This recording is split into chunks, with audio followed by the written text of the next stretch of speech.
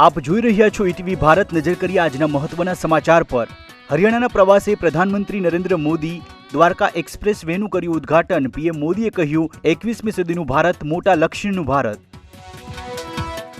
PM મોદીએ વિપક્ષ પર સાધ્યું નિશાન. કહ્યું વિકાસના મુદ્દે ચર્ચા કરવાની તેમની પાસે કોઈ તાકાત નથી. વિકાસના કામો જોઈને ગભરાઈ ગયા છે કોંગ્રેસ અને ઘમંડી ગઠબંધનના નેતાઓ. રાજસ્થાનના ચૂરુથી ભાજપ સાંસદ રાહુલ કસવા કોંગ્રેસમાં જોડાયા. ટિકિટ કપાવવા પર નારાજ થયેલા કસવાએ ખુલ્લેઆમ ભાજપ સાથે કર્યો બળવો. ઇલેક્ટોરલ બોન્ડને લઈને સુપ્રીમ કોર્ટનું એસબીઆઈ પ્રત્યે આકરું વલણ. કોર્ટે બોન્ડ સંબંધિત તમામ જાણકારી આવતીકાલ 12 માર્ચ સુધીમાં આપવાનો કર્યો આદેશ. દિલ્હીની જવાહરલાલ નહેરુ વિશ્વવિદ્યાલયમાં વિદ્યાર્થી સંઘની ચૂંટણી જાહેર. 22 માર્ચે મતદાન તો 24 માર્ચે પરિણામ. યુપીના ગાઝીપુરમાં ચાલતી બસમાં લાગી આગ.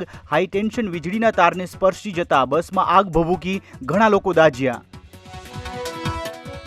માંડવી તાલુકાના અંધાત્રી ગામેથી પસાર થતી કેનાલમાં નાહવા પડેલા 2 કિશોર તણાયા. 1 કિશોરને બચાવાયો. 1ની શોધખોળ. આજથી શરૂ થયેલી ધોરણ 10 અને 12 બોર્ડની પરીક્ષાનું પ્રથમ પેપર પૂર્ણ. પેપર સરળ લાગતા વિદ્યાર્થીઓએ લીધો રાહતનો શ્વાસ.